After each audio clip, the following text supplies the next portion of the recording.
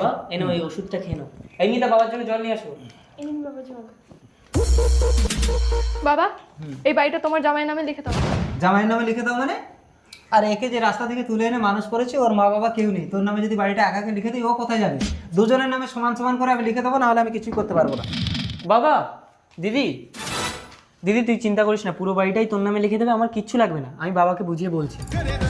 দিদি, তোমার ওই পালিত ভাই আর বৌদিকে না তাড়ালে কোনো সম্পত্তি আমরা পাবো না। পাবো না ইচ্ছেদের মতো নাকি? বাবাকে বিষ মিশিয়ে খাইয়ে দেবো, একা একাই আমার সম্পত্তি হয়ে যাবে।